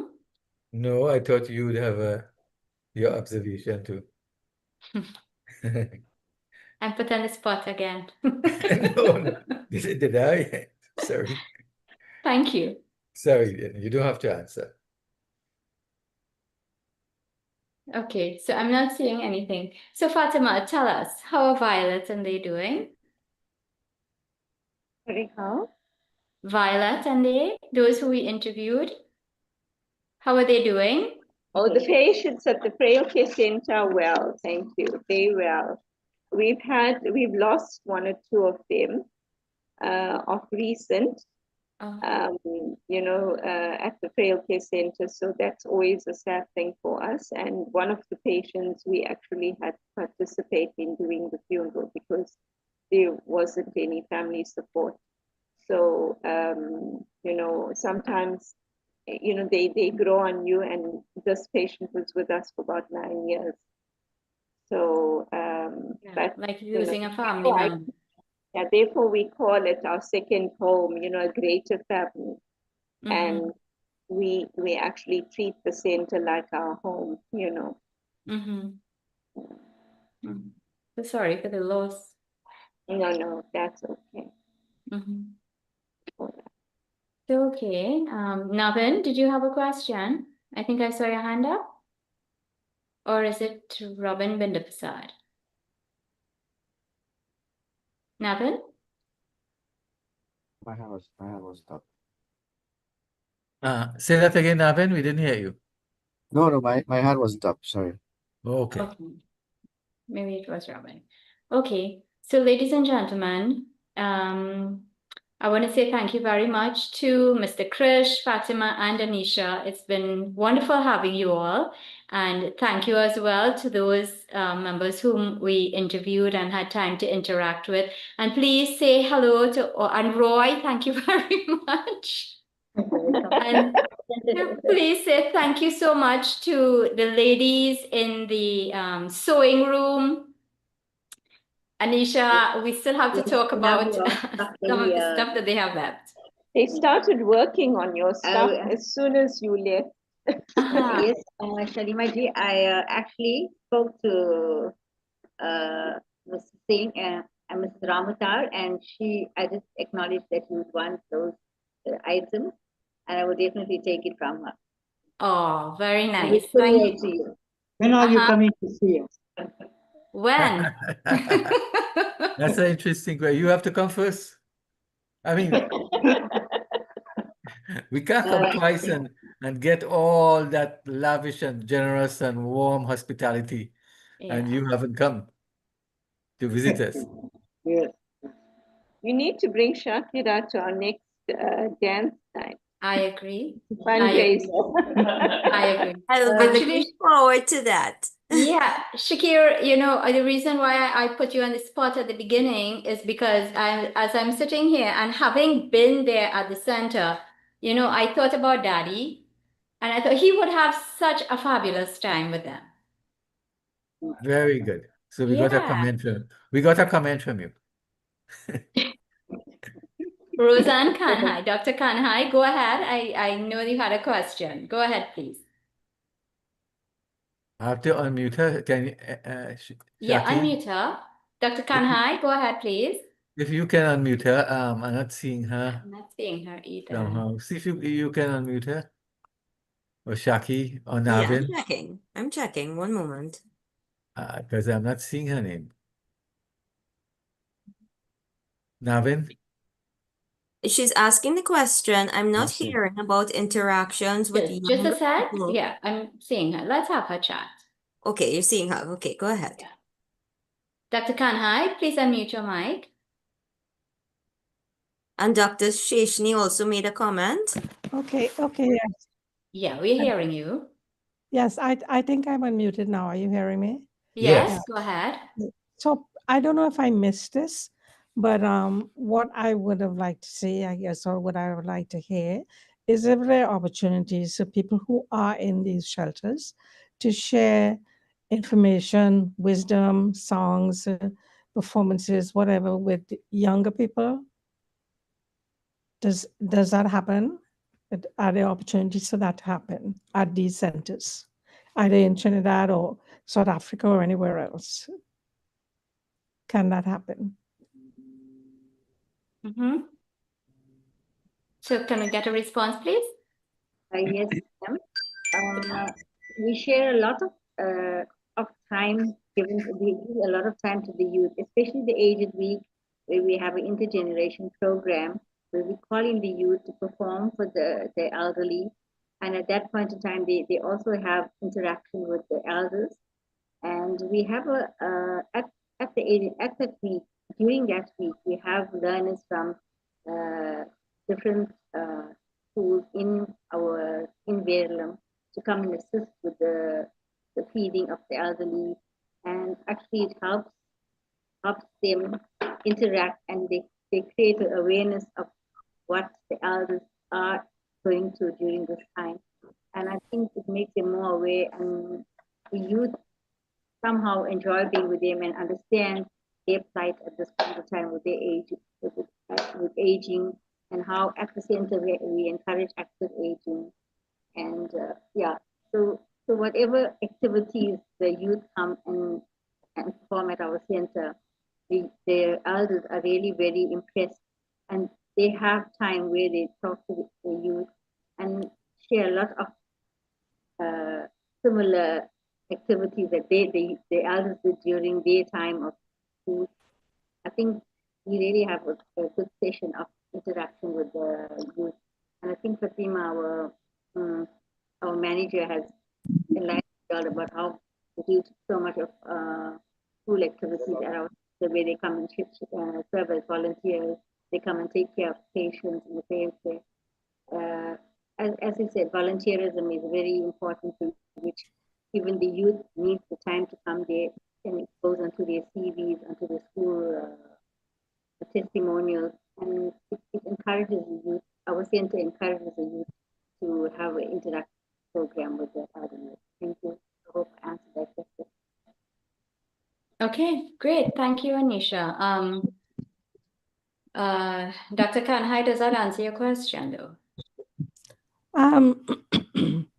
Yeah, to some extent, but I think I'm still not hearing that people who are elderly or frail in certain ways can also enrich the lives of other people in certain ways.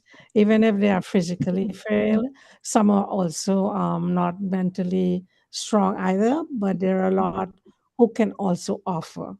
I'm hearing it the other way around. I'm hearing that these people need care, and we need volunteers to help them and so on. And I do understand that totally, but I'm not hearing that it can also work the other way around. That there's also a lot.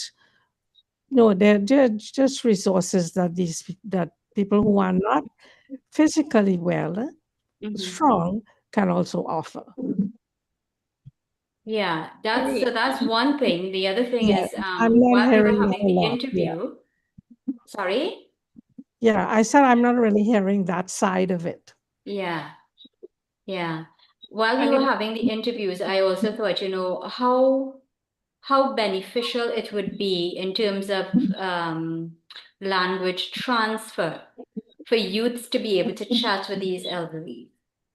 Just Yeah. from their life experiences, and we were able to gather so much about Indian languages and Indian traditions. There were many other things that these people did in their lives that could actually be teaching tools. So Fatima, can you speak a little to that, please? Are the youths benefiting from the knowledge that the elderly can transfer? Fatima, as part of my presentation, I did bring up where the elderly have a lot to share and a lot to give back to the youth. That is why we said that the bond is so important. But just to touch base in terms of the activities at the center with those that are differently able, they may be, for example, physically disabled.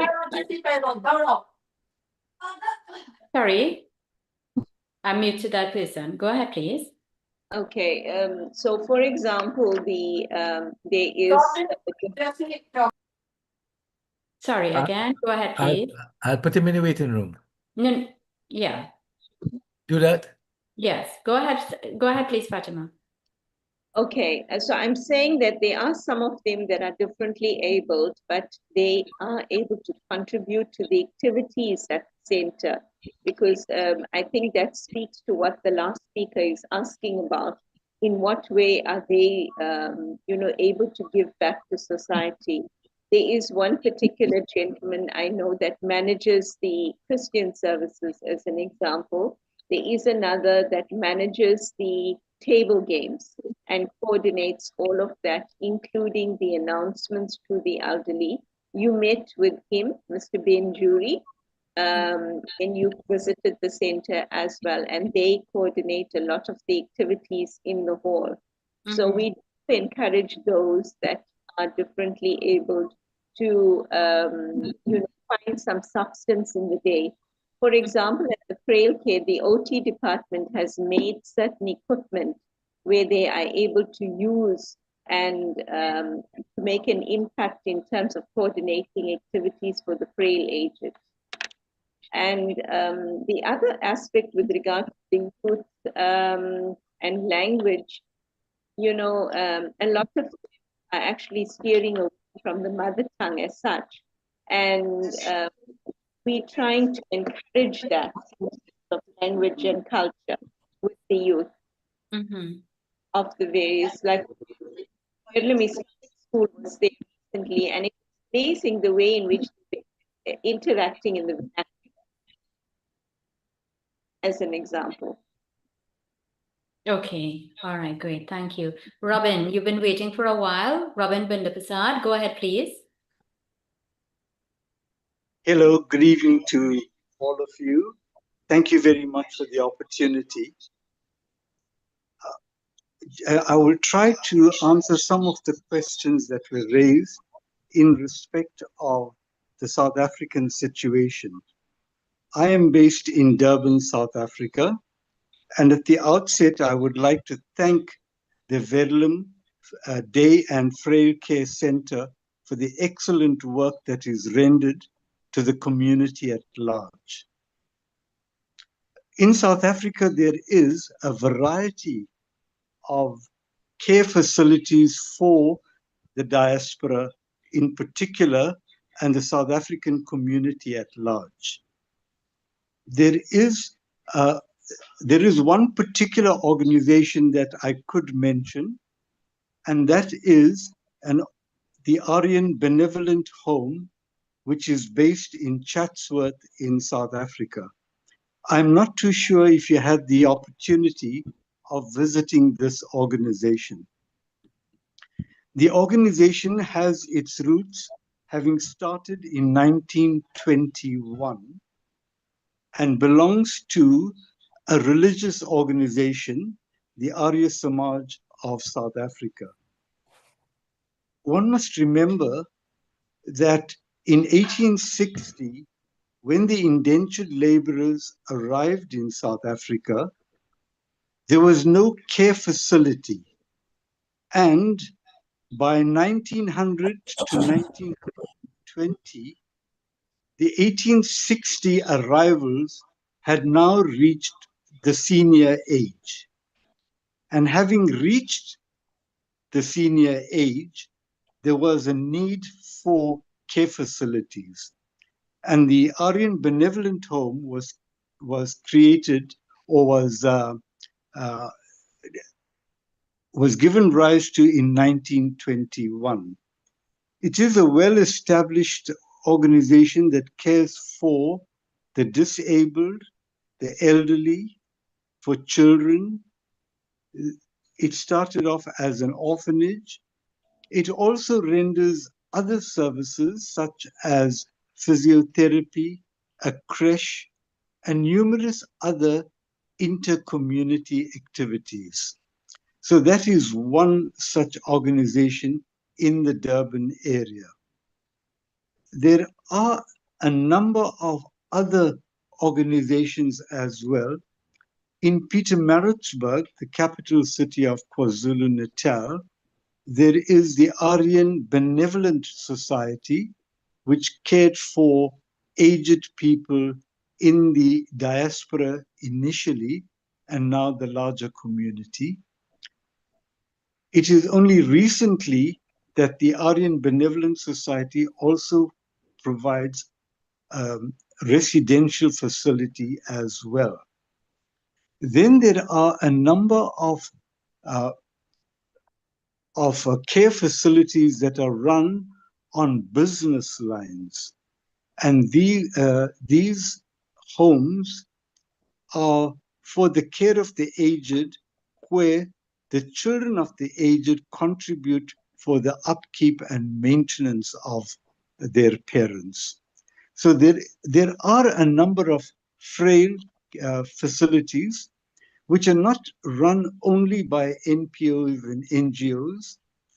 We do have a number that are established by, for example, the Christian community. The Lutheran Church has a large facility in Durban. Then there have also been benefactors who have contributed in their own way. One must understand and remember that South Africa was a divided country, and at one time, many of the homes for the aged cared for mainly the white community. However, at present, there are a number of aged homes which have opened their doors to all race groups. One such organization in the Greater Durban area is TAFTA, TAFTA meaning the Association for the Aged. And they have a number of facilities where aged people can live independently, and their rental is very subsidized. So this is just to answer some of the questions that were raised in your chat, and to make people aware that there is alternate arrangements being made according to your economical status. Just to name a few others, one has the Gujarati Sanskruti Kendra, which has the Kendra Home for the Aged as well in central Durban. I hope you had the opportunity of visiting that one. There is one that is located just close to the Durban Central Botanic Gardens. The name of that center eludes me right now, but it also offers a multiracial, frail, and residential care facility. And in that manner, there are a number of others. Other than residential facilities, there are numerous senior citizens groups in the greater community. And these senior citizens groups also provide social opportunity and social gatherings for the aged. So one can see then that the South African diaspora is particularly concerned about the care for the aged. Unfortunately, the breakdown of the joint family system and the present economic environment has forced people to live in single family units, in smaller apartments, and are therefore unable to cater for their parents. However, I am sure and would like to believe that many of these children do care for their parents by placing them in residential facilities. The Aryan Benevolent Home has branches in Johannesburg. There are 2 homes which provide care for orphaned children and abandoned children. There is also a home for the seniors in Glencoe, and there is a branch in Cape Town. However, Cape Town does not offer residential facilities, but offers financial and fundraising support. There is also a facility in Mr. Moderator, if I may intervene, I think we should invite Mr. Robin on another occasion. He's offering such valuable comparative information that I think we would have to give him special opportunity, if I may, because it's almost, I'm looking at the time now, it's past 5 o'clock. Excuse me, I'm sorry. But I do hope that I've answered some of the queries that were raised. Certainly. That's why we would think Shalima would and I would consider providing an entire forum for you where you can make these detailed presentations. Very informative. Thank you very much indeed, Mr. Marvin, Dr. Marvin. All right, I will say good night to all of you, and thank you very much for the opportunity. And your speakers have done you very well for this evening. Good night. Thank you. Thank you so much. Good night. Thank you very much. Oh, Shalima, you're muted.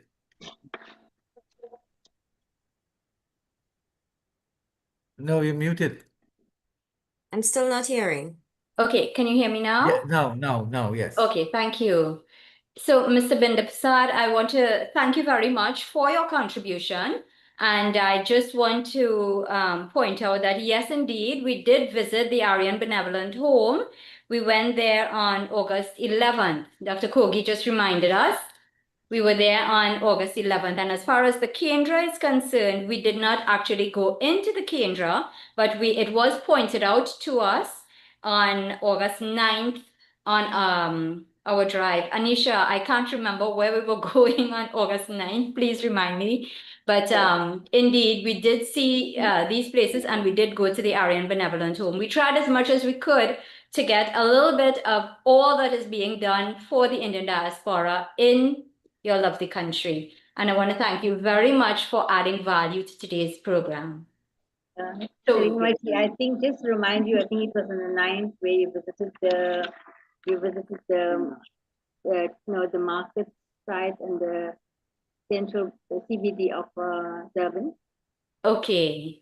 So that's the day. No, so Kogi is reminding me on the 9th of August, we went to the 1860 Heritage Center. So yeah, it was pointed out on that day. Yeah. Thank you. We have a final comment or question from Dr. Shadanan. Welcome. You're still muted. Yeah, Yeah. he's good. We Thank should you. hear you Thank now. you very much. Thank you very much. Hello, everyone. I think what Mr. Robin Binder Prasad has pointed out is very, very interesting, and please give him once more time to tell his story. The same thing is happening also in the Netherlands. We have a lot of facilities, centers, special for Sarnami Hindustani, the elders one. And they have their festival, they have their Baitak Gana, they have every weekend, because when you're getting elder, then you want to go back to your childhood and they want to speak their own language.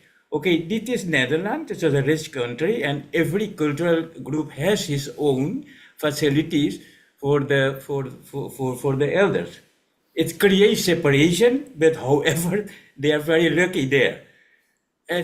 Next one, I can maybe it is important to tell that the Indian embassy in Suriname has offered facilities. I was there in 2023, 2 years ago, and I was there, and the Indian ambassador has offered facilities to build a center for the eldest one, because Suriname has offered them a piece of land, and the embassy has promised them a lot of money. I don't know, maybe Tanya Sitaram can tell us about the situation there. But these are things to talk with your embassy.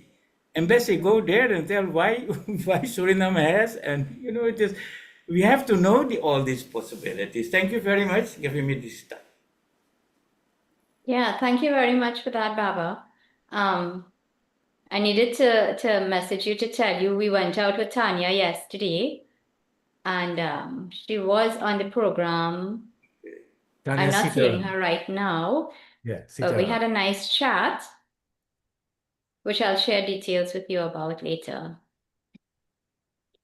So Shirley is saying, well done to our speakers, well-informed information about the daycare center, and I totally agree. I want to thank you all very much. It's been a lovely evening chatting with you all, and please do keep up the good work. Thank you very much. Thank you. Take care. We'll see you soon. Yeah. Wonderful. Shakir, over to you now. Thank you very Thank you, much. Shakira Thank ji, as well. you. And Bye-bye. Dr. Enjoy yourself. Go ahead. We want to thank everyone for taking the time to attend and to participate. And our topic next Sunday will be the screening of a documentary film on indentureship titled False Paradise. So again, we want to thank all our speakers. And I am Shakira Mohammed of Trinidad and Tobago saying goodbye. May God bless you all. Dhanyavad. Bye for now. Good night. Good night.